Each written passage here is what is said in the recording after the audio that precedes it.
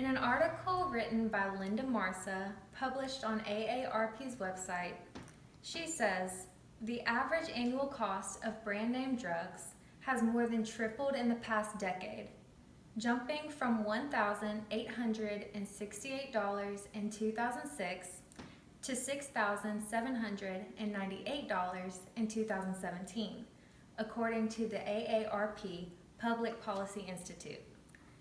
Older adults now take an average of 4.5 medications each month, which can add up to a total retail cost of more than $30,000 a year for brand name drugs. The goal of lowering the prices of prescription drugs is a concern among the American people. It is an important topic that politicians are discussing leading up to the 2020 presidential elections. Today, we are going to discuss what could be done by the government to lower the prices of prescription drugs, specifically the negotiation that could be happening between drug makers and those who hold legislative power over the issue, and the safer importation of prescription drugs. To understand why it is so difficult for the negotiation of drug prices to occur, we have to understand certain aspects of Medicare. Medicare is a federal health insurance program for people ages 65 and over, certain individuals with disabilities, and people with end-stage renal diseases. There are different categories of Medicare, but the one that deals with prescription drug coverage is Medicare Part D.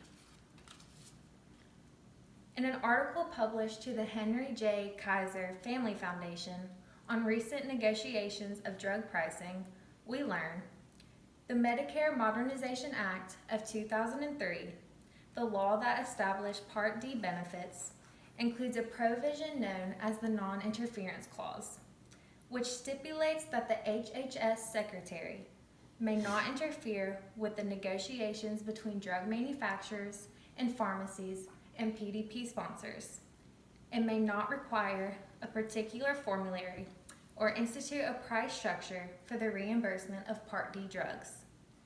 In effect, this provision means that the government can have no direct role in negotiation or setting drug prices in Medicare Part D.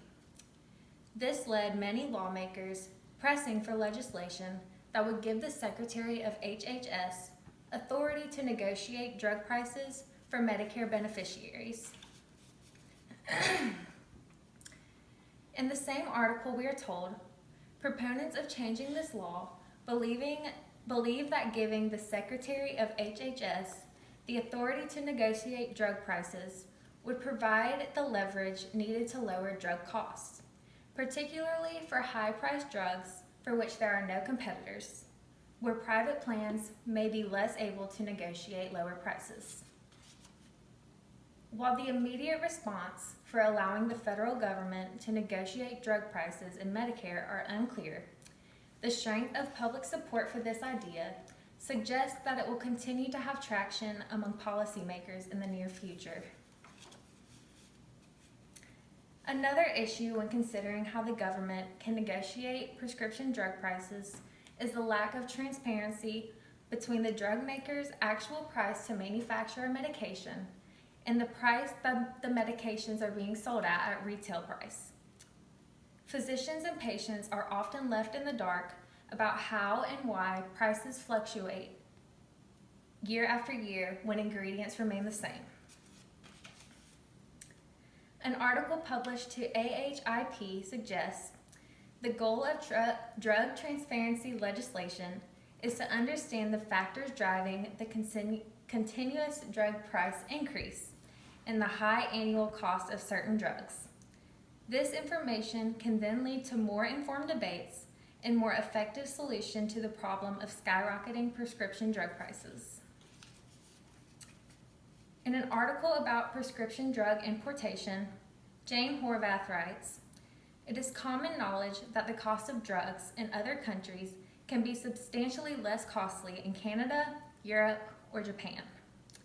The cost and total spendings on pharmaceuticals are lower overseas because other governments take a more active stance on affordability and link a drug's access to the market with affordable pricing." The biopharmaceutical industry in America supports the importation of prescription drugs as long as the product is under their control. Jane Horvath says, although the numbers are very hard to come by, the FDA Commissioner Margaret Hamburg said on the David Rem Show that already back in 2014, 40% of all finished prescription drug products sold in the United States were manufactured outside of the United States, and 80% of key pharmaceutical ingredients used in the United States manufacturing were imported, notably from China. FDA proposals for costly generics and biologics show recent state efforts to enact programs to import certain high-cost drugs from Canada utilizing current federal law, under certain conditions that states can easily satisfy. If a state can undergo the obstacles and legislate prescription drug cost curbs, the federal government should feel obligated to support this. State innovations addressing prescription drug costs can lay the groundwork for a national approach to the cost challenge. Importation is just one of the approaches on the path to a better functioning prescription drug market.